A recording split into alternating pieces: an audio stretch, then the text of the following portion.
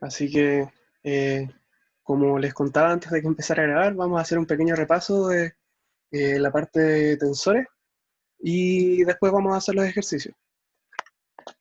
Eh, lo primero que quería comentarles un poco es, eh, bueno, qué son estas cosas de los espacios tensoriales o el producto tensorial de espacios vectoriales. Y para eso, igual que la otra vez, voy a abrir un Paint, se me había olvidado, porque esta cuestión del zoom ya no deja escribir encima.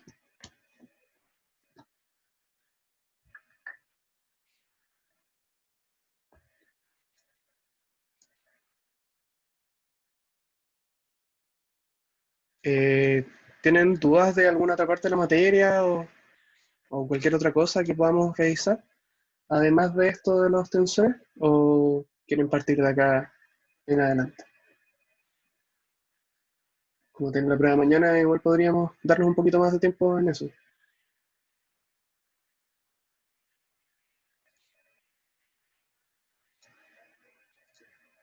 Tensores, ya. Entonces, acá el profe nos define qué es el producto tensorial de espacio y ¿cómo se llama? Me estaban llamando, perdón. Eh, un par de cosas. Es un espacio junto con una aplicación lineal, bilineal en realidad. Y bueno, cumplen esta propiedad universal que no se preocupen mucho, al final lo que nos importa es cómo construimos este espacio. Y eso viene de el teorema que sale acá, que si tenemos dos espacios vectoriales sobre un cuerpo, entonces siempre vamos a poder encontrar un producto tensorial bajo las operaciones de este cuerpo, pero eso es, siempre vamos a asumir que los cuerpos son o los complejos o los reales, entonces este símbolo es un poco, no quiero decir inútil, pero redundante. Y, y existe también esta transformación bilineal. La demostración es bien bonita cuando uno la entiende, cuando uno entra a este mundo extraño de las ideas. Eh, y bueno, la parte de la unicidad me lo voy a saltar porque tampoco es tan importante. Lo más importante en este caso es ver que existe y qué forma tiene.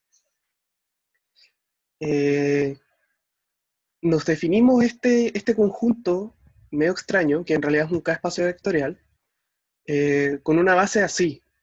Y lo que estaba comentando con el Ernesto, porque me lo preguntó por interno, era cómo imaginarse esta cuestión.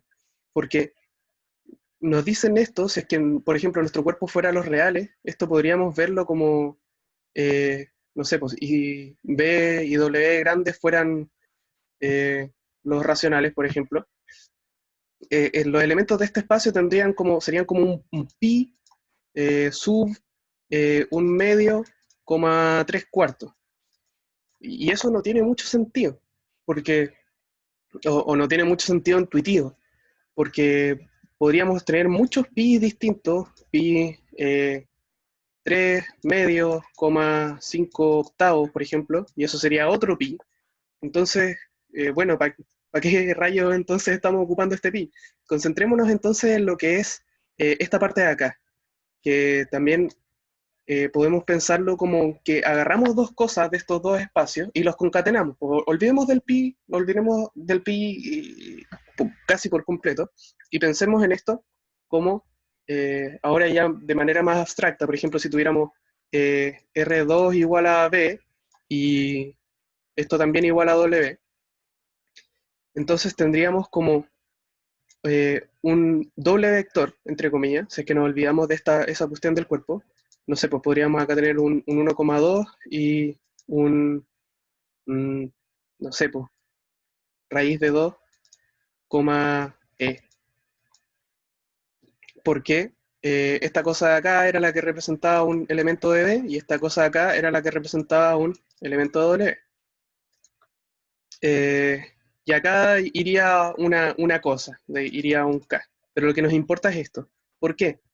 Porque cuando tratamos de hacer sumas de estos elementos, no son necesariamente bilineales, porque estamos agarrando, al final lo que estamos haciendo, cuando estamos haciendo como esta identificación entre un producto de espacio y otra cosa, que se puede resumir en el siguiente diagrama. Voy a borrar todo y voy a empezar a escribir de nuevo.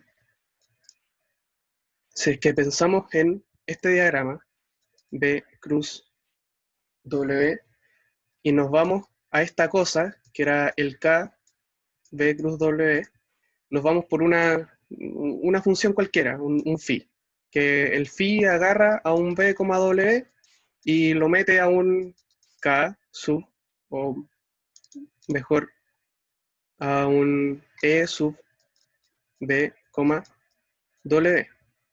Y esta cosa no necesariamente es bilineal, pero nosotros podemos hacerlo bilineal eh, gracias a los espacios cocientes, que lo vimos un poco al principio del curso y se ha mencionado esporádicamente a través del curso.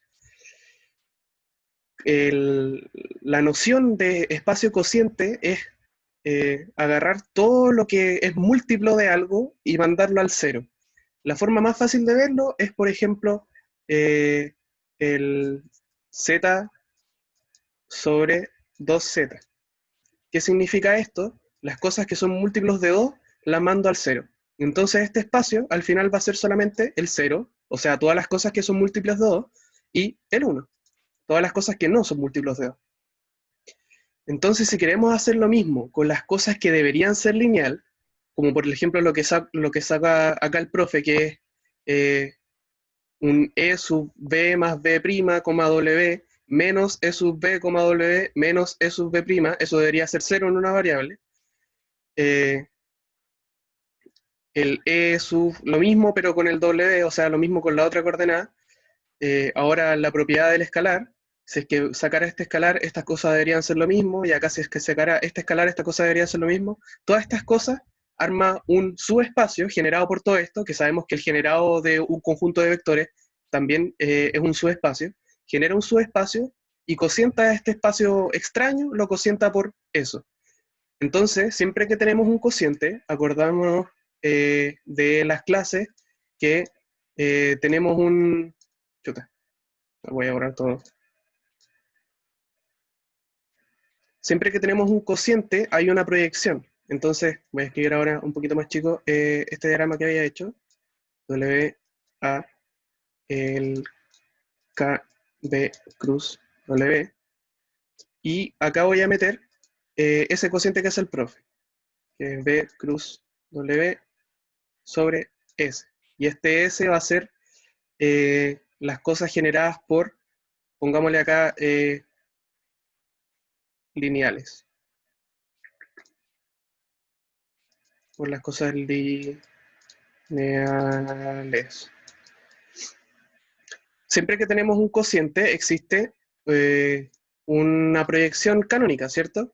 Que podemos proyectar todas las cosas que están acá, las metemos acá, como lo que hacemos con el Z2Z. Recordando este ejemplo de Z2Z, si es que nos venimos de Z hacia acá, y hay una cosa que está en Z, no sé, pues el 3, esto lo mapeo al 1, porque no es múltiplo de 2, y el 2 lo mapeo al 0, y el 4 también lo mapeo al 0, y así sucesivamente. Entonces, todas las cosas que son múltiplo de algo lineal, o sea, que deberían comportarse de manera lineal, cuando digo de manera lineal me refiero a bilineal, porque es lineal para cada una de las variables de esto, eh, estas cosas también deberían caer dentro del 0. Entonces, tomando toda esa estructura que sale de hacer, forzar, entre comillas, esta forma bilineal, se puede resumir en una transformación bilineal. O sea, completar este diagrama y sacar una flechita de acá que agarre al tiro una cosa de acá y la meta acá. ¿Y qué es lo que estoy agarrando? Estoy agarrando un B, W y lo estoy mandando a, sorpresa, B, producto tensorial con W. Entonces, cómo lucen los elementos de este conjunto. No es muy importante, pero para que se hagan una idea, los elementos de ese conjunto van a ser clases de equivalencia de estos E sub B, W. ¿Pero qué significa que sea una clase de equivalencia? Que todas las cosas que sean múltiplos de esto van a estar metidos adentro de lo mismo, van a ser un mismo elemento. Entonces, eh, teniendo esta estructura, teniendo esta transformación incógnita, nos vamos a dar cuenta que esta es la famosa transformación T y este es el famoso espacio T tensorial, que es lo mismo que V producto tensorial con W. Para ahorrarme un poquito de salida, siempre que haga el producto tensorial entre dos cosas, voy a decir tensorial solamente. Y eso tienen que pensarlo como un producto tensorial. Y con eso tenemos probada la existencia, porque cosas raras de teoría de categorías, cuando uno completa un diagrama, completa al tiro la demostración. Pero no se preocupen tanto de eso, lo importante es darse cuenta que esto tiene una estructura que nos es favorable, que se comporta de manera bonita. Entonces, cuando hacemos un T de alfa B, W, esto va a ser lo mismo que alfa T de B, W y viceversa para la segunda variable y también cumpliendo la propiedad de la suma. Y esto es lo que queríamos. ¿Por qué? Porque el estudio de los productos tensoriales nace de hacer una similitud entre todas las formas bilineales que existen acá, de W, todas las formas bilineales de B cruz W a otra cosa, con un espacio que tenga una estructura, porque no es fácil estudiarlo como espacio solito esta cuestión. Y bueno, después se prueba la unicidad, que existe solamente una transformación T, y eso, bueno, también, si es que les interesa la teoría de categorías, pueden eh, buscar por qué completar un diagrama si lo prueban. Entonces, con eso espero que les haya quedado claro de dónde sale esta cuestión y por qué pasa, por qué funciona, que al final es todo gracias al hacer este cociente. Y veamos eh, una demostración, o sea, esta observación importante, que es un poquito para entender cómo funcionan estos productos tensoriales. Este corolario es lo que les contaba de entender las formas bilineales de un espacio producto como homomorfismo de pues, un producto tensorial. Eso lo pueden ver ustedes, pero lo importante es ver algunas aplicaciones de esto. Y como dice acá, para entender un poquito más los espacios, es importante mencionar que un vector del espacio producto tensorial no es generalmente de esa forma que sale ahí. No es, no es solamente agarrar un B que está en B y tensorizarlo o hacer el producto tensor con un W de W, porque cuando hacemos el producto tensorial estamos agregando cosas adicionales, estamos haciendo, entre comillas, un espacio más grande que lo que teníamos anteriormente. Estamos como generalizando la estructura que podría resultar de hacer esta cuestión de acá. Y va a ser, si es que fijamos una base para cada uno de los, de los espacios primitivos, si es que le podemos llamar de alguna manera, va a ser de esta forma que sale acá. Va a ser un lambda por, yo lo escribí de una forma más bonita, va a ser una doble sumatoria de i igual a 1 hasta m, siempre que estemos en espacio de dimensión finita, porque acá serían una serie y perderíamos estructura. J igual a 1 hasta n de un lambda y j por, si es que las bases de estos espacios son, no sé, pues, I es la base de B y F, J es la base de W, entonces esto sería I producto tensorial con FJ.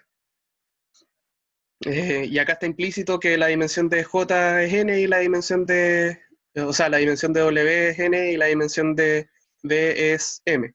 Esta sería la forma general de un tensor de este espacio producto tensorial. Y estos lambda y j no necesariamente dependen de estos EI y FI. Pueden ser una matriz de coeficientes cualquiera.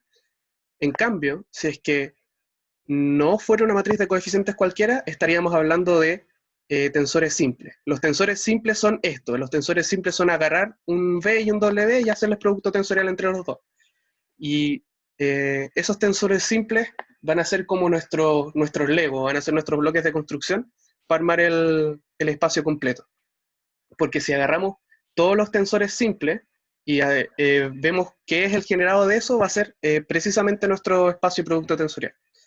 Y un ejercicio para visualizar eso es el que está acá, que lo vamos a ver en la ayudantía. Así que me lo voy a saltar por ahora, tapémonos los ojos y veamos la siguiente propiedad. Bueno, este teorema igual es importante porque sirve para las demostraciones, si quieren se lo pueden memorizar o cuando hagan la prueba buscarlo, pero no es muy importante su demostración. Lo que quería mostrarles es, bueno, esto es súper interesante, el producto de Kronecker se ocupa caleta en álgebra tensorial de matrices, pero lo que quería comentarles es este ejemplo, que ver que las matrices son tensores y la demostración. Acá estamos quedando claros que toda matriz puede ser pensada como un tensor, y eso después cuando les comento otras cosas también va a quedar súper claro. Pero de manera más abstracta es por esta razón. Si consideramos esta aplicación lineal, que es agarrar un tensor de este espacio, que es el dual de V, producto tensorial con W, y manda un elemento de este espacio a las funciones lineales entre V y W. Acá me costó un poquito entender a qué se refería con esta notación, que ya la habíamos visto antes como una notación de doble función. Al final lo que está haciendo es que el phi manda de V dual tensor W, lo manda a un espacio de funciones, que son los homomorfismos o funciones lineales entre V y W. Entonces agarro un elemento de acá, que acuérdense que esta no es la forma necesariamente así, pero es una forma de representarlo. Va a ser un F tensor W y esto lo mapea a una función. Entonces, en vez de pensar esto, pensémoslo como si estuviéramos definiendo otra función al tiro. Esto lo va a mandar a un, no sé, a un epsilon que va de V linealmente a W, donde toma un V chico, un V minúscula, y lo manda a F de V, que esa F es la misma que esa F de ahí, por W. Y esto, como F está en el dual, esto va a ser una cosa que esté en los reales, o en el cuerpo en realidad, pero pensémoslo más fácil como en los reales.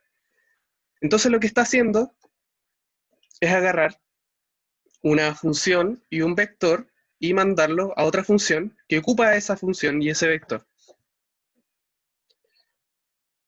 ¿De dónde salen las matrices acá? Bueno, la matriz sale de que este elemento de acá es una aplicación lineal entre B y W. Esto, si es que uno le toma su matriz adjunta, va a ser una matriz, claramente. Esto es una matriz de la dimensión de B por dimensión de W. No lo voy a escribir para no perder tanto tiempo. Entonces, estos elementos, como esto vamos a darnos cuenta que es una biyección, está directamente relacionado con esta cosa de acá. Entonces, esto podríamos decir que es como la forma tensorial de esta matriz. Y la demostración es importante entenderla porque es como un ejemplo típico de demostración de prueba. Entonces, si leemos un poquito la demostración, tenemos que probar que esto es una biyección, para saber que para cada matriz al final existe un único tensor que está relacionado con dicha matriz. Parece que me está fallando el internet, me han escuchado bien? De repente se corta como por 3 segundos. Pero va quedando más o menos claro lo que voy hablando.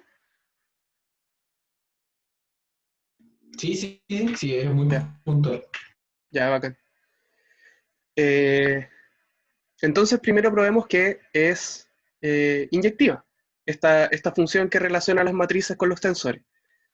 Entonces, si fijamos una base para W, entonces podemos escribir cualquier elemento del espacio tensorial como una suma finita de tensores así. ¿Por qué nos falta la otra sumatoria que yo les había contado? Porque si es que no fijamos la base para uno de los espacios, esta constante, como esta operación es ¿cómo se llama? Bilineal, si es que tengo fijada solamente una base, por ejemplo acá borro este J, esta constante me puedo taparme los ojos, entre comillas, y meterla acá adentro y olvidarme la constante. Y que esté representado solamente por este elemento, entre comillas, más tensorial. Entonces hacemos eso mismo. Acá está fijada la base de W sub J y los F sub J van a ser cosas cualquiera. Olvidémonos de que es un vector de la base, es una cuestión cualquiera. Me adelanté un poco. Estaba hablando de estos tensores, donde bueno, eso está un poquito claro, cada FJ va a ser una forma lineal. Va a ser una cosa que tome elementos de B y los relacione con elementos del cuerpo.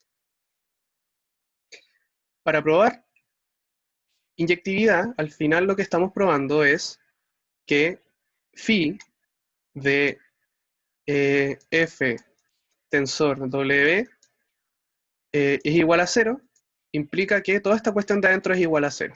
Esa es la demostración típica de inyectividad. Entonces, si su imagen por phi es nula,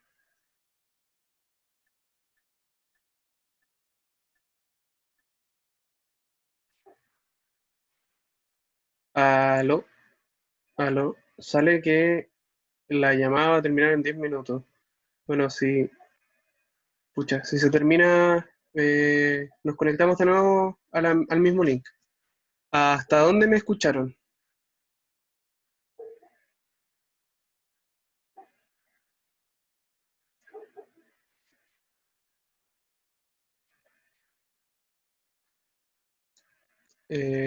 No recuerdo exactamente. Bueno, creo que eh, por lo menos terminé de hablar cuando estábamos viendo esta parte de acá. No sé si me escucharon hasta ahí. De todas maneras va a quedar en la grabación. Eh, Así que si es que no está muy claro eso, pueden consultar de nuevo. Ya me di cuenta que llevo media hora haciendo esto, así que apuremos un poquito el paso para alcanzar a ver bien los ejercicios. Entonces, como estaba diciendo, si es que tomamos esta hipótesis para probar inyectividad, entonces esta cuestión de acá, que recordemos que phi agarraba una cosa de este espacio y la llevaba a los homomorfismos, entonces agarramos perdón, un f tensor W y lo mapeamos a una función epsilon, una función cualquiera. Entonces lo que está diciendo es que si la imagen es nula, entonces este epsilon para cualquier v y para cualquier w es cero. Entonces que este epsilon de cualquier cosa va a ser igual a cero. Entonces, si es que esta cuestión, ese epsilon que está definido de esta manera, es cero para todo v, entonces necesariamente los f tienen que ser cero, porque estos W forman una base y son linealmente independientes. Y acordémonos que cuando tenemos una suma una combinación lineal de cosas de una base, y eso da 0, entonces necesariamente los coeficientes tienen que ser 0. Perdón. Y como eso va a ser 0 para todos los b en B, entonces el funcional es equivalente al 0. Estamos diciendo que los FJ son 0. Esto quiere decir que f de j evaluado en B es igual a 0 para todo B en B. Y eso prueba la inyectividad. Pero acá viene la gran decepción, porque la aplicación phi no siempre es sobreyectiva. Como tenemos combinaciones lineales finitas, si es que tenemos espacios de dimensión infinita, esto no necesariamente se va a cumplir. Entonces estamos viendo aplicaciones lineales de rango finito. O sea, si es que la dimensión de alguno de estos espacios, por ejemplo la dimensión de B, llegara a ser infinito, entonces vamos a estar viendo solamente las matrices, que si es que nos imaginamos una matriz infinita, no sé, pues 1, 1, punto, punto, punto, eso sería, si es que llegamos a un 1 y después es 0, para el resto, esto va a ser una matriz de rango finita, que se va a comportar como una matriz así nomás. Entonces estaríamos probando esto solamente para ese tipo de matrices. O si es que lo ven desde el punto de vista de operadores lineales, solamente para ese tipo de operadores lineales. En particular, que es nuestro caso y es el caso más sencillo y más acorde a lo que estamos viendo nosotros, si es que son espacios de dimensión infinita, entonces sí es un isomorfismo. ¿Por qué? Porque basta tomar el teorema de las dimensiones y darse cuenta que estas cosas van a tener la misma dimensión. Y eso completaría la prueba de que las matrices finitas son isomorfas a un espacio tensorial. Les quise mencionar esta prueba porque, como les dije al principio, es muy típica de ejemplo de prueba, de certamen. Así que, si es que mis cálculos no son incorrectos, lo más probable es que la pregunta del certamen sea algo parecido o que ocupen algo parecido para una parte de la prueba, porque al profe le gusta hacer pruebas, preguntas, problemas que van por pasos. Uno de los pasos quizás es algo parecido a esto.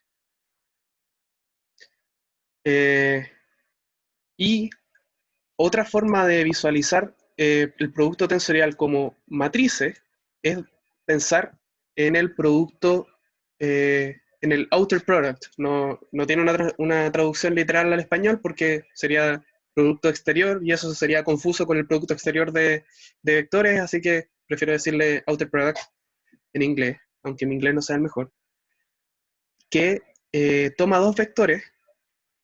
La forma más fácil de verlo es con vectores de R2 y los lleva a una matriz.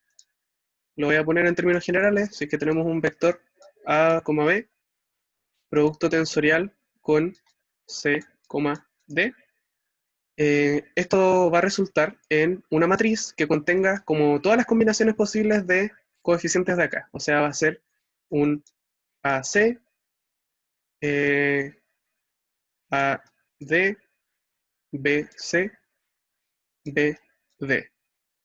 Esta es la forma más sencilla de pensar en un producto tensorial. Entonces, nos estamos dando cuenta a simple vista que se cumple el resultado de que la dimensión del espacio tensorial es la multiplicación de las dimensiones. Esto es un espacio 2×2, otro espacio 2×2, y lo que resulta es una cosa de...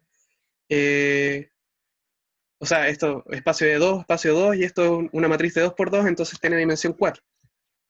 Y 2×2 es efectivamente 4 si es que no hemos roto la aritmética básica. Pero estas matrices así, de esta forma particular, que tienen AC, AD, BC, BD, no son precisamente de dimensión 4, están generadas por algo. Entonces el espacio tensor real va a ser la generalización, entre comillas, de lo que se puede hacer con esta estructura. Entonces va a ser una matriz de la forma alfa, beta, gamma, delta, donde alfa, beta, gamma y delta son independientes. Si se fijan acá, no son completamente independientes. Pues esta cosa depende de esto depende de esto, y así hay dependencia entre todos los coeficientes. Acá los coeficientes son independientes. Y esto va a ser un elemento arbitrario de el, el espacio tensorial de R2 con R2. Pero aquí hay una salvedad. Esta representación depende de la elección de las bases de los espacios de partida. Porque si yo tuviera bases que no fueran la base canónica, la representación me sería completamente distinta.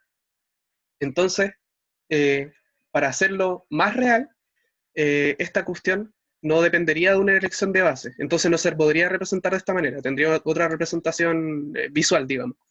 Pero la forma más sencilla de imaginarse todo esto es como si es que agarráramos vectores, le hiciéramos una operación y me resultaran matrices. O agarrara matrices, le hiciera una operación y me salieran matrices de orden superior, por ejemplo. O sea, tensores de rango superior, que son las matrices tridimensionales, que la gente que estudia física quizás estaría más familiarizada con eso. Igual. Dime, ¿qué me está hablando, Nicolás? Sí. Dime. O sea, de lo poco que entiendo de los tensores, creo que para que ese ejemplo hubiera sido como más claro, hubiera sido mejor que el vector en W hubiera sido escrito verticalmente como para mostrar el producto de Kronecker más directamente, porque ahí Ah, estáis como claro, sí, pues. asumiendo que uno es del dual y el otro no. Claro, sí. En realidad tenéis razón. Pero dada el isomorfismo que existe entre el dual y el espacio, es como, entre comillas, da lo mismo, pero sí, tenéis razón. Escrito en la literatura normalmente se ve este producto como un producto de esta forma. A, B por C, D. Así, Nicolás, ¿o no? Sí, porque particularmente las matrices son las 1,1, de cierta forma un vector acostadito y un vector levantado. Claro, sí. Eh, Espero que con este resumen de la parte de espacios tensoriales de a dos, entre comillas, les haya quedado un poquito más claro, lo pueden visualizar un poquito mejor. Eh, no sé si sea sensato gastar más tiempo en resumir lo que está más adelante, que al final resulta de todas estas cuestiones. De hecho, hasta aquí llega la parte de tensores de la ayudantía. Hay un ejercicio del el wedge, el producto alternado, pero eso no requiere tanto de la teoría y el profe también dijo que eso iba a ser una pregunta bonus. Así que si es que quisieran entrar en detalle de esa materia, ya sería un poquito más grabar. Ahora estamos grabando.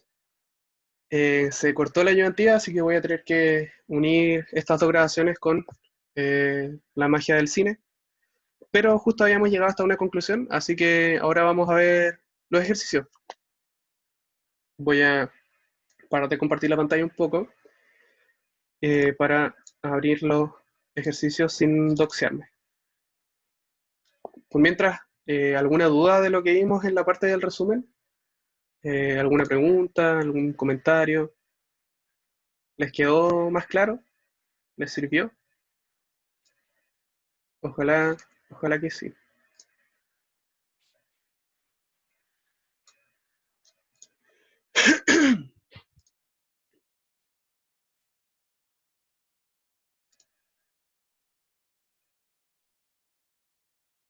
Naturalmente estamos procesando YCache. Sí, los tensores en realidad son una cosa terrible, abstracta, que cuesta un poquito hacerse la idea. Yo hasta hace algunas horas todavía no entendía muy bien eh, el por qué. Entonces, bueno, ustedes deberían tener en su mail los enunciados de la ayudantía, pero los puse acá también para no tener que ir cambiando de pestaña y tener que hacerlo más engorroso si es que los podía poner acá mismo. El primer ejercicio es de la parte de antes, que no vimos en el resumen, que es de las formas hermitianas. Y eh, nos dan una matriz, esta matriz, y no sé por qué pasó eso, y nos dicen que probemos sin calcular valores ni vectores propios, que A es diagonalizable en una base ortonormal de C al cubo. Lo voy a mutear porque me escuché a mí mismo. No sé dónde quedó esta cuestión. Ah, ok. Ahí está muteado. Entonces, como ya deben haber leído, por inspección podemos notar que A es una matriz hermitiana. Acá debería ir una matriz hermitiana. Y si es que no están convencidos de eso, pueden calcular a mano que A es igual a su conjugada transpuesta o transpuesta conjugada, que es lo mismo. Y el truquito para verlo por inspección es ver que los elementos que están en la diagonal son reales, porque el conjugado de un real es lo mismo que el mismo, y que los elementos que no están en la diagonal son conjugados unos de otros con su reflejado, si es que le pudiéramos poner un nombre. Eso no era lo que tenía que apretar. Esta maniobra nos costará 34 años. Ahí está. Entonces, si miramos la matriz, uno se puede dar cuenta al tiro que, esto es el conjugado de este es el conjugado de este es el conjugado de este, y los elementos de la diagonal son reales puros. Entonces, al tiro, uno sabe que la matriz es hermitiana. Y por unos resultados que vimos en clase, o creo que vieron en clase, por lo menos están en el apunte que hizo el profe, si una matriz es hermitiana, entonces es normal. Una matriz normal es una matriz que conmuta consigo misma. Y si una matriz es normal, entonces es diagonalizable en una base ortonormal. Y voy a dejarles de tarea para la casa la parte de diagonalizar A, porque eso es una cosa que hemos hecho muchas veces a lo largo del curso. Y no, el proceso para diagonalizar una matriz compleja no cambia en absolutamente nada. Es calcular los vectores y valores propios. Ahora los valores propios complejos los admitimos, entonces quizás les quede un polinomio que tenga raíces complejas, lo más probable. No, de hecho no, porque los valores propios de una matriz hermitiana son reales, entonces le van a quedar valores propios reales. Y después buscan los vectores propios, sacan los vectores propios y diagonalizan la matriz. Para, ¿cómo se llama? Si es que no le salen los vectores propios en una base ortonormal al tiro, pueden ocupar Gram-Schmidt para ortogonalizar la base y, bueno, ya conocen todo ese proceso. Pueden hacer QR, pueden hacer su método favorito de ortogonalización. Y con eso tendríamos aniquilado completamente el problema 1. No es muy difícil, es puro calculito y darse cuenta de propiedades de la matriz. Esto lo podrían replicar con cualquier tipo de matriz normal. No me acuerdo cuáles eran los 3 tipos de matrices normales, pero para todas hay un resultado que pueden hacer y usar a simple vista. Al final, este ejercicio es un tip más que nada, es como vean las matrices, dense cuenta que son de tal forma y no tienen que empezar a calcular valores propios, vectores propios y entrar a picar para obtener todas las propiedades de estas matrices. Denme un segundito, vuelvo al tiempo.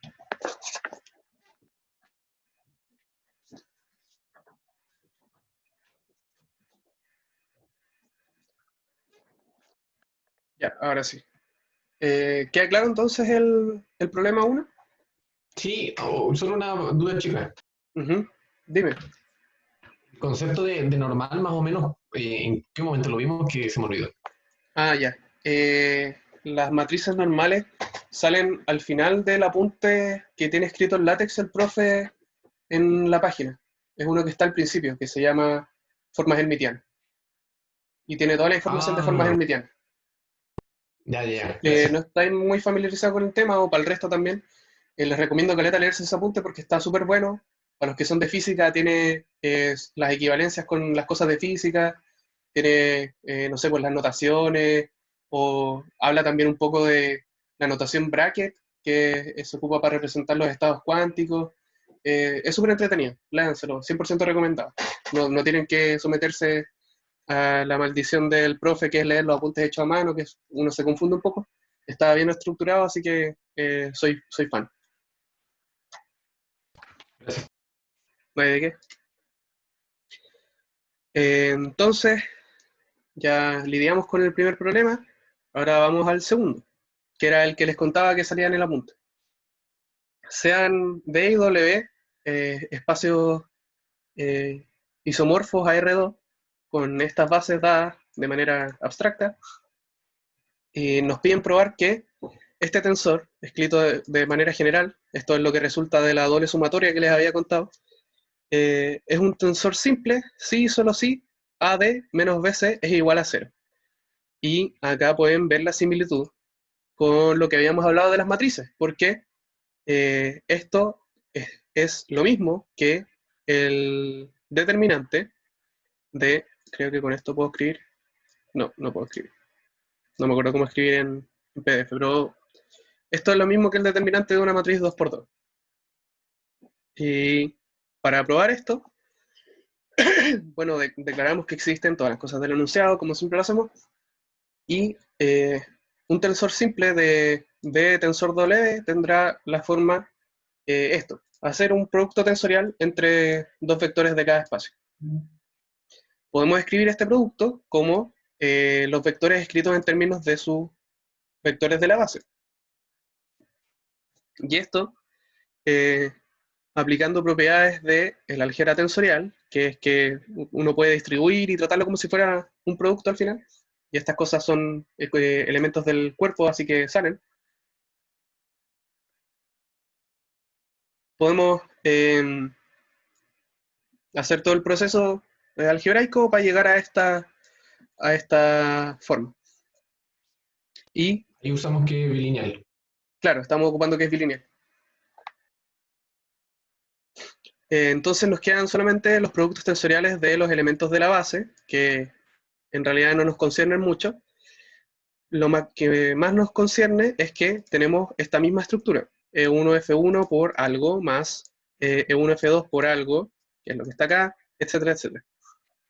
Si es que definimos estas constantes que nos aparecieron, como A, B, C y D', como se ve acá, tenemos que cumplen que A por D, que sería X, U, Y, B, es igual a B por C, que sería X, U, Y, B. O sea, son lo mismo. Entonces, si que pasamos restando esta parte para acá, tenemos que A por D menos B por C primas, todas, es igual a 0. Entonces podemos concluir al tiro que un tensor arbitrario T, escrito como está acá, va a ser simple, sí, solo así tenemos esta propiedad de que AD menos BC es igual a 0. Y con eso está muerto el problema. No entendí de dónde salió el sí, solo sí. Porque partimos de que esto era un tensor simple, ¿cierto? Y si es tensor simple, sí y solo sí va a cumplir esta propiedad. Es una demostración directa, estamos probando el sí solo sí al tiro. No estamos haciendo implicancia por un lado, implicancia por el otro lado. ¿Y por qué se puede hacer eso? Porque Según está, yo solo. porque está demostrando al tiro una propiedad que tienen los tensores simples. Pero no sería entonces tensor simple implica que AD menos BC igual 0, pero no necesariamente al revés, ¿por qué al revés?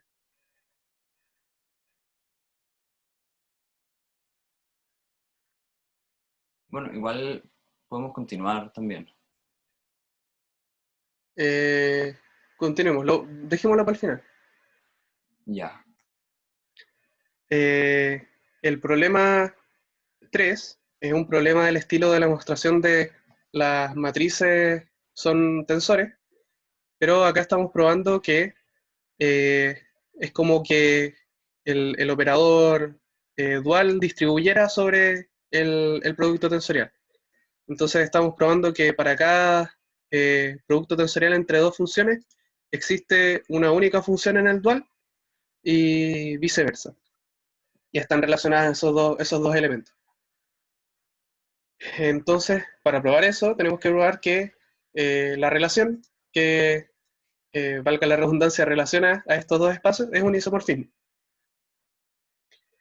Para hacer esto, me definí un elemento arbitrario del espacio tensorial. Y sin perder generalidad, vamos a asumir que tenemos una base de uno de los dos espacios. Acordémonos que estamos en dimensión finita, entonces esto va a ser una base finita y todo muy bonito. Entonces, dada una de esas bases, podemos escribir este elemento arbitrario como una suma finita de estos FI tensor con G. Acuérdense que en realidad la forma más, entre comillas, real de escribir esto sería con una doble sumatoria, pero nos estamos comiendo una de las sumatorias, entre comillas, metiendo la constante acá y resumiendo toda esa información en un solo elemento. Entonces, el psi de este tensor va a ser una función, que acá le puse xi, la letra griega xi, no confundir con la letra griega chi, no son lo mismo, que agarra un tensor y lo manda a los reales, mediante esta relación.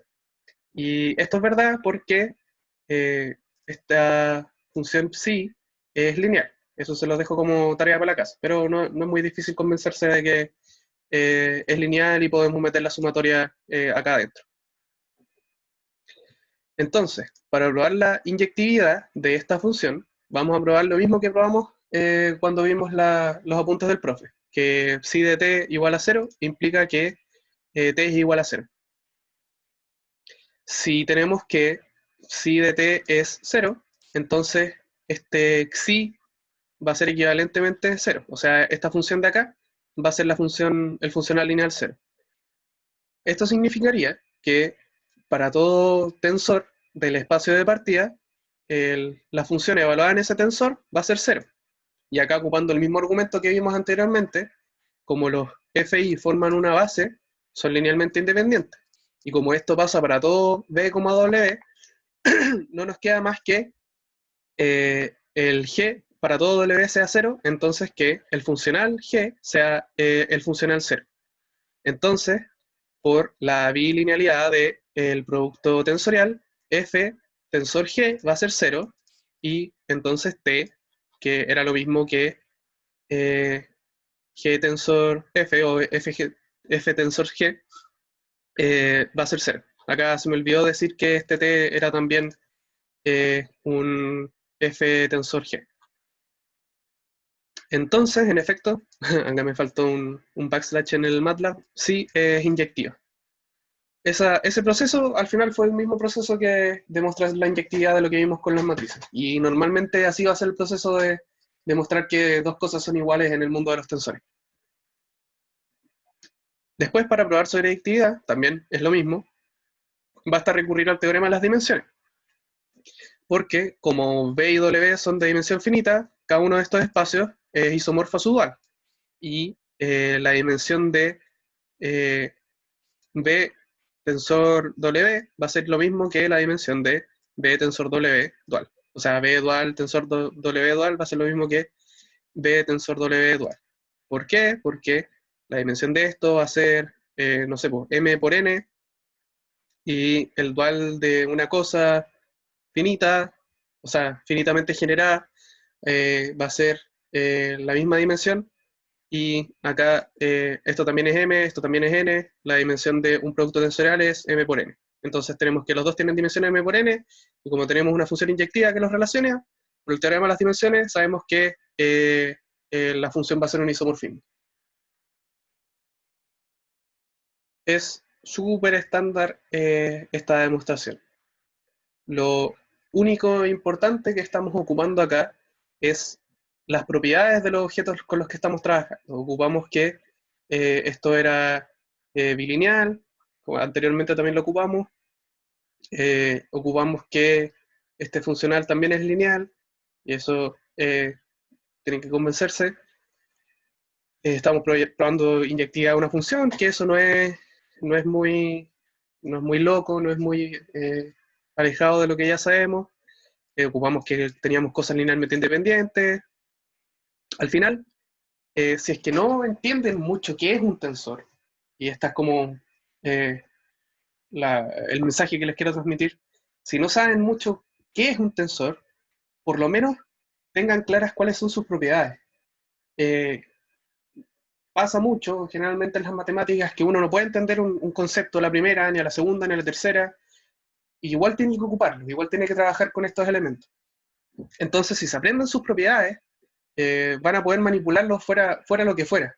Es como siempre hago la relación con cuando uno se aprende las derivadas al principio, se aprende que la derivada de x cuadrado es 2x, o la derivada de, no sé, pues el logaritmo natural es 1 partido de x, pero no entiende qué diantres está pasando con las derivadas. Igual uno puede derivar.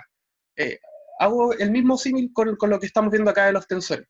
No sé qué es un tensor, no sé de dónde sale, pero sí sé trabajarlo, y sí sé cuáles son sus propiedades, y sí sé cómo funcionan más o menos. Eso es mi consejo, si es que lo quieren, lo toman, si es que no lo toman, para aproximarse a este tipo de cosas más abstractas, y que no se desesperen, porque no, por lo menos para la prueba lo importante es saber manejarlo, no entenderlo.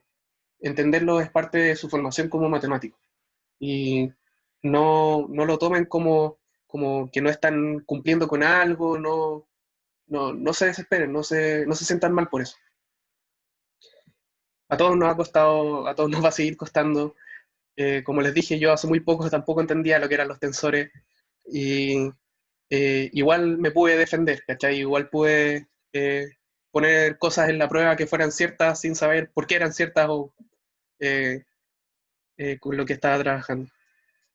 Sin divagar más, voy a pasar al siguiente ejercicio, que no está acá en la pauta porque no lo quería hacer con la pauta, lo quería hacer a mano, que es lo del producto wedge, el producto exterior. Si es que no hay dudas de lo que les acabo de comentar.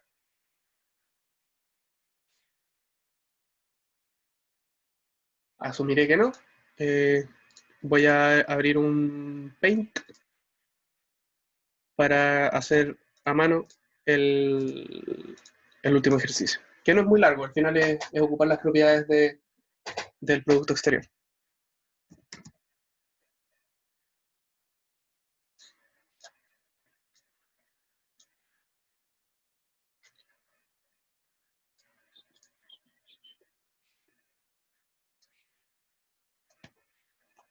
Ya. ¿Me pueden confirmar que se ve? Sí, se Sí. ve. Ya, bacán. Entonces, el ejercicio nos dice, calma, ¿qué nos dice el ejercicio? Nos dice que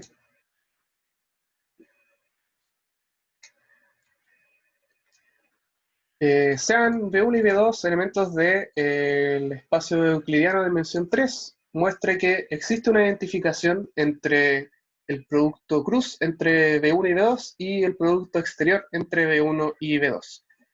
Esto también era parte del apunte, del apunte del producto del álgebra exterior y esas cosas. Y bueno, lo voy a abrir para que veamos la demostración, que en la mitad de la demostración ya la tenemos lista.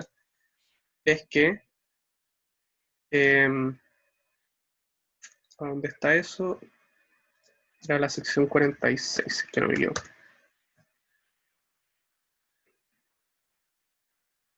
Y les voy a compartir la pantalla. Ahí, donde me quedó el Paint. Ahí está el Paint. Y saltándonos un poquito lo que es las propiedades y estas cosas, lo único que les voy a comentar es que piensen el producto exterior como un producto tensorial, pero que en vez de ser una función bilineal, es una función alternada. Entonces, todas las cosas que sabemos del producto, de los funcionales alternados, bilineal alternados, multilineal alternados, se cumplen para el producto exterior. Entonces, no me acuerdo dónde estaba esto que les quería contar. Ejemplo, producto cruz, acá está. Esta prueba está lista. Eh, Nos dice que si es que tenemos un espacio euclidiano orientado, eso es importante. La orientación es importante porque nos dan la, entre comillas, alternancia de los funcionales alternados. Entonces el producto CRU está definido por esta relación. No se compliquen mucho con esta relación si es que no la entienden. Lo más fácil como para entenderlo es acordarnos que el producto CRU de dos vectores en el espacio euclidiano de dimensión 3 se puede escribir de esta forma. Y ahí sale lo que se ve del determinante. Y, los determinantes siempre están asociados, o en realidad las formas alternadas siempre están asociadas a una forma determinante. Y de ahí sale como todas esas propiedades. Y bueno, tenemos que tener una base para hacer esto claramente, para escribir una matriz de vectores. Y ahí tenemos, entre comillas, las propiedades alternantes del producto CRU. No lo quería guardar. Pero la parte entretenida y lo que nos compete es el producto exterior. Cuando hacemos el producto exterior de E1 con E2 y E3, nos queda una cosa de dimensión 1. ¿Por qué? Y esto hay que detenernos un poquito. Cuando hacemos el wedge 3 de B, lo que estamos haciendo es tomar todas las combinaciones posibles de A3 de elementos de la base. ¿A qué me refiero con esto? Los generadores de este espacio van a ser todos los I, wedge, J, wedge, K. Todas las combinaciones posibles, acá podríamos ponerle sigma I, sigma J, sigma K. Todas las combinaciones posibles que podamos hacer de estos elementos. Pero, como nuestro espacio es de dimensión 3, solamente podemos hacer una combinación. Y esta combinación va a ser E1, wedge, E2, wedge, E3. Salvo permutaciones del orden de la base, pero es esto. Y esto, entonces, va a ser el único generador de nuestro espacio. Esto es igual a esto que está acá. Entonces, como tenemos un único vector generador, esto va a ser isomorfo a un espacio de dimensión 1 y eso es isomorfo a los reales, ¿cierto? Entonces, si hacemos el wedge 3 veces, es como que llegáramos de vuelta a los reales. Entonces, en el caso de wedge de dos cosas, vamos a tener este isomorfismo de acá. Eso sale de uno de los resultados, no me acuerdo cuál, pero sale de un resultado. Y hay un producto tensorial ahí que lo vamos a ver por qué, o sea, de qué sirve ese producto tensorial. En este caso, como B es de dimensión 3, N es igual a 3 y D es igual a 1, que es por esto, entonces llegamos al isomorfismo que tenemos acá, que wedge dos veces es lo mismo que el dual del espacio. Entonces, otro resultado importante, que es lo que nos están diciendo ahí, si tenemos wedge 2 de un espacio B, donde recordemos que B es isomorfo, o digamos al tiro que es igual a R3, y ahí pueden sacar todas sus conclusiones, esto va a ser igual, va a ser isomorfo en realidad, a el dual, por esa relación que tenemos ahí. Como esto es de dimensión 1, vamos a estar haciendo un producto tensorial entre una cosa 2 y una cosa, una cosa 3 y una cosa de dimensión 1, entonces llegamos al dual. Como es isomorfo al dual y estamos en dimensión infinita, el dual va a ser isomorfo al espacio mismo. Entonces, lo que estamos encontrando es un isomorfismo al final entre el wedge 2 de B y, acá es R2, y el espacio mismo. ¿De qué nos sirve esto? Nos sirve para buscar una estructura acá que tenga sentido verla como cosas de acá. ¿Qué son las cosas del wedge 2? Las cosas del wedge 2 van a ser de la forma de 1 wedge B2. En otras palabras, un vector A, B, wedge C, D. Y esta es la parte más entretenida porque en Wolfram se puede hacer producto wedge. Si no entienden muy bien qué es el wedge entre dos cosas, ustedes se van a Wolfram. Lo voy a hacer acá mismo. Wolfram alfa. Y le dicen, calcúleme el wedge de, no sé, pues 1,0 wedge 0,1. Y si es que no se lo imaginaran antes, como el wedge está relacionado con el producto tensorial, el wedge de dos cosas de R2 nos da una matriz de 2×2. Excelente, ya tenemos una forma de imaginarnos el wedge y ya no nos preocupamos tanto de que sea abstract nonsense. Y lo que tiene de especial el wedge es que es una forma alternada. Entonces, si es que una de estas dos cosas es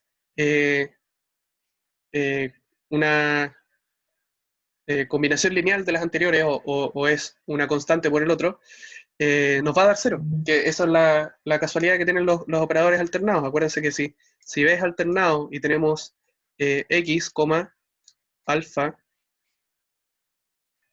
de x, como es bilineal, el alfa sale, nos queda alfa por b de x, x, y como es alternado, esto es 0. Entonces el wedge a primeras nos sirve para ver si es que dos vectores son combinación lineal del anterior. Pero en el caso de los reales a la 3, o sea, el espacio euclidiano de 3 dimensiones, nos sirve para calcular el producto cruz. Y eso es lo que veremos a continuación. Entonces, la primera parte de la demostración era probar que, en efecto, hay un isomorfismo entre estos dos espacios. Hay un isomorfismo entre el wedge 2 del espacio real de dimensión 3 y el mismo espacio. La otra parte de la demostración es lo que nos decía la ayudantía. Es darnos cuenta de que esto es una relación entre el producto cruz y este producto exterior. ¿Cómo lo hacemos? Para hacer esto, vamos a tomar dos vectores cualquiera, un vector A, B, C, y lo vamos a productar exteriormente, no sé cómo decirlo. Vamos a hacer el producto exterior de este vector con otro vector arbitrario, X y Z. Y vamos a ver qué resulta. Como es una forma bilineal alternada el producto exterior, nos conviene más expresar esto en términos de la base. Para ocupar menos espacio voy a ocupar a E1, nada que ver cruz. Esto es más B E2 más C E3. Y esto, wedge X E1 más Y E2 más Z E3. Como es bilineal alternada, podemos ocupar varias propiedades de las formas bilineales alternadas. Una de estas es que podemos hacer lo siguiente. Vamos a tener a X E1 wedge E1. ¿Cierto? Distribuimos y sacamos las constantes del producto. Si es que vienen siguiendo bien la demostración, esto como es alternado, el hacer wedge una cosa consigo mismo, esto nos va a dar 0. O sea, Pero sobreviven todas las combinaciones que no son iguales. exactamente, muy bien, Nicolás. Sobreviven todas las cosas que no son iguales. Pero dejémoslo expresado para términos de explicitud.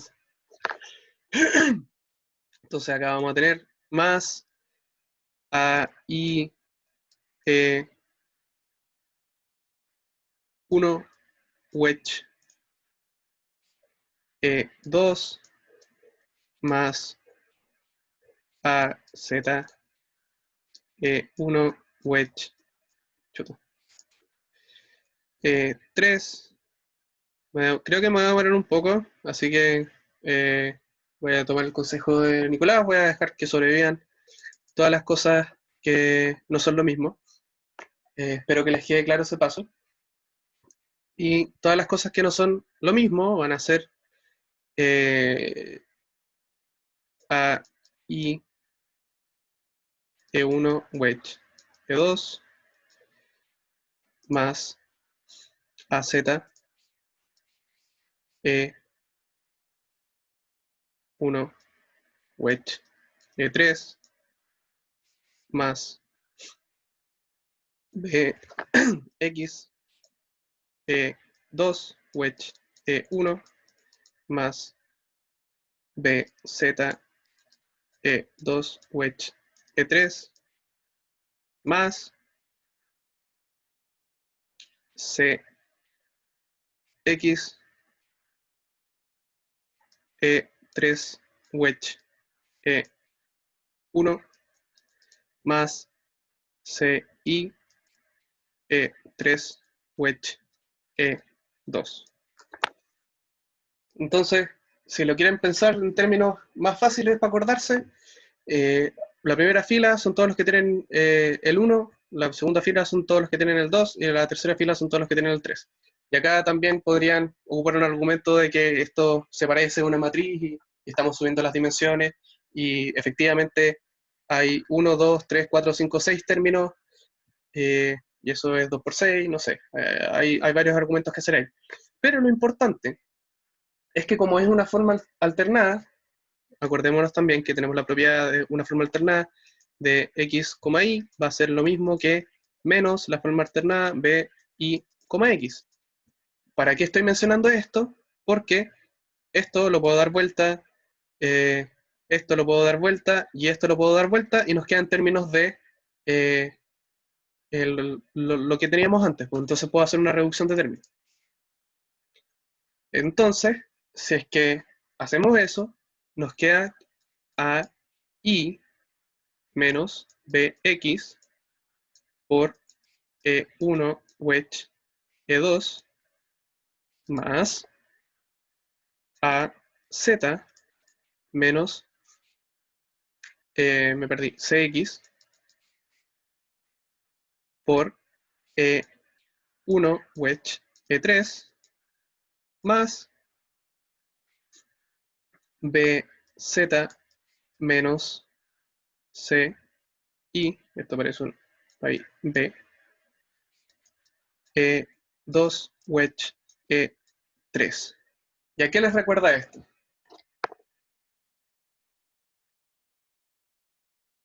Spoiler, al producto cruz.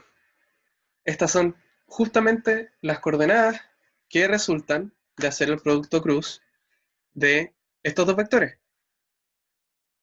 Si no me equivoco, esto correspondería a L1, E2 y E3. Se pueden convencer de esto haciendo la forma típica de hacer el producto cruz y JK, A, B, C, X, Y, Z. Y también, si se fijan, depende del orden, como también depende del orden el producto cruz, y eh, alternado, como también es alternado el producto cruz. Entonces, eh, con este desarrollo, probamos que si es que a cada uno de estos eh, productos exterior de los vectores de la base le asignamos un vector de la base, podemos hacer una identificación que sabemos que existe, una identificación isomórfica entre los productos cruces y los vectores de el wedge 2 del espacio real. Y eso terminaría nuestra demostración. Oye, ¿Quién me habló? yo, Nicolás, Nicolás, cuéntame. es que hace un rato cuando metiste el wedge en R2 al Wolfram, obtuviste una matriz. Y Sí, acá el wedge te está dando vectores, sí, particularmente 1 por 3. porque acá estoy metiendo vectores de dos coordenadas. Pero si le meto vectores de 3 coordenadas.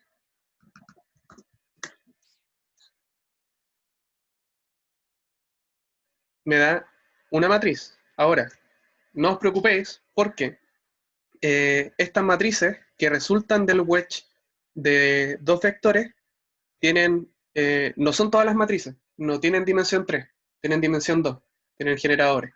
Así que puedes hacer el ejercicio de hacer el wedge entre todos los vectores canónicos de R3 y darte cuenta que las matrices tienen una relación 1 a 1 con los vectores de R3 mismo.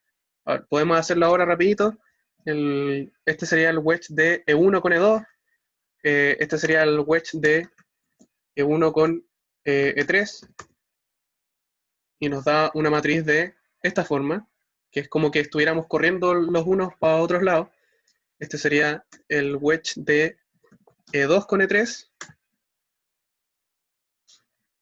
que sería esta matriz, y el wedge de, ¿cuál me falta? Tengo E1 con E2, no me falta ninguno. Ahí tengo los tres wedges.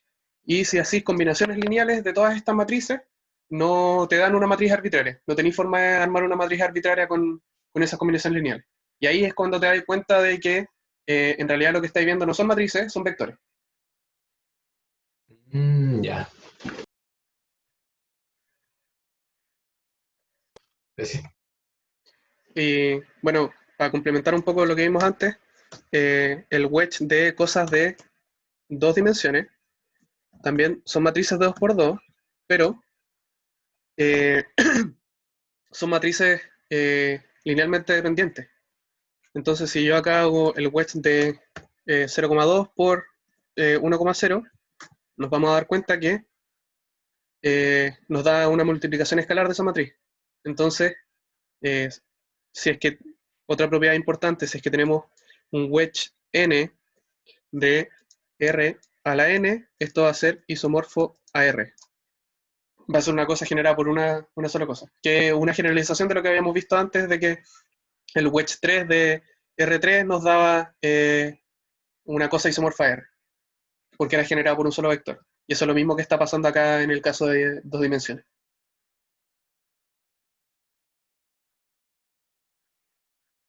Y con eso tendríamos entonces terminada la ayudantía de hoy. Si es que no hay más preguntas de esto, terminamos la parte del desarrollo. Nos quedan 10 minutos todavía, así que pueden hacer preguntas de otras cosas, de la materia, repasar algunas propiedades, lo que se les ocurra.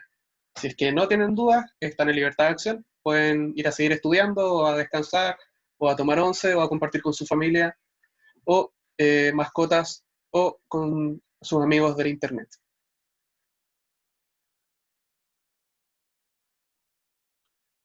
Chao Ernesto, gracias por venir. Alonso, tiene el Chao. micrófono abierto. Sí, era para despedirme. Ya, chao, que te vaya bien. Chao. Bueno, chao. Chao, Nico, gracias. Acuérdense de responder la encuesta, gracias. Chao, Sebastián, que esté bien. Chao, Diego. Chao, José.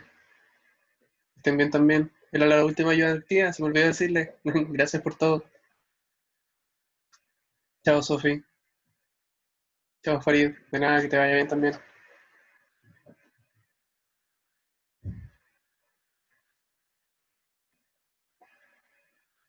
De nada, Marcelo, gracias a ti.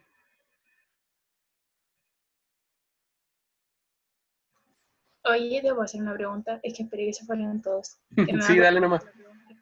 Oye, Voy a dejar de grabar. Ya. Dime, En el primer ejercicio. Ay, estoy grabando. ¿estoy grabando todavía? Sí. Paré compartir la pantalla. Soy pavo, calmado.